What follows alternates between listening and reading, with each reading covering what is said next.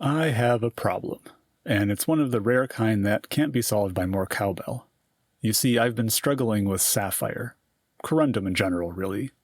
I've mentioned it in one of my old videos, but a lot of corundum, and especially synthetic varieties, have this texture called orange peel that can crop up, typically in the grit ranges between 600 and 1200, which just so happen to be my main workhorse grits. This orange peel is a mottled texture that is a pain to polish out and happens worse on some facets more than others because corundum has some directional hardness.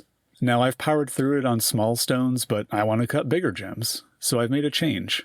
Well, more than one change, like my fancy new rough storage bin. But the main change is in my lap arsenal. My machine came with two 100 grit discs and a 360 grit. I got a couple of topper discs, one's a 600 and then a 1200, despite what people say, they work pretty great. I also have a 600 New Bond resin disc, which creates an awesome finish but isn't good for corundum. And then I'd polish with 50,000 grit diamond powder on pure tin. But in addition to finally upgrading to an aluminum master lap to replace my plastic master lap, I now have this blue lap. Well, it's not really blue, it's a copper lap with a thin band of copper affixed to an aluminum master lap. My plan is to skip the orange peel stage entirely and go from 360 to 3000 grit and then polish.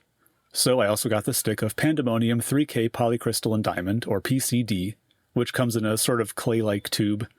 It's basically like using my polishing lap, where you charge it with a compound and then recharge as necessary. But starting from a blank lap, you need to first overcharge it, adding a lot more diamond than normal, and then working that into the lap. There are a lot of ways to do this, and I decided to prepare a piece of synthetic sapphire to use as my charging tool. After grinding off the sharp edges and creating a few flat spots, it was time to put down some diamond and go to work. Fortunately, PCD can be used with oil or water, and I stuck with water to start, creating a thick slurry. And then it was time to work in the diamond. The point of this stage is to embed a bunch of the diamond in copper, so you need a firm hand. And this is only my second time charging a lap, so be sure to check in the comments below for everyone pointing out the ways that I'm doing this wrong. Once I got impatient enough, it was time to start cutting. Let's just listen to the sound for a second. It's a very faint grinding noise that I take to mean there's plenty of 3000 grit powder running under the stone, and the results proved it. Now, I wasn't focusing on making everything line up perfectly. This was just a test stone, getting a feel for the new lap and grit. And I have to say, it works great. The amount it cuts depends on how much grit is used, but it cut down through potential orange peel very quickly. And after cutting the stone, I have a much better idea of what final texture I'm looking for before I move on to polish, because a couple of facets I didn't grind away enough, and that left a few rougher areas I had to spend longer on during polish. Now, there isn't anything revolutionary in what I'm doing here. I'd say a majority of faceters already use a 3000 or 8000 grit stage in their process, and this is generally referred to as the pre-polish stage. But I've found that most stones softer than hardness 8.5 or so, I can go from 1200 to polish with no problem.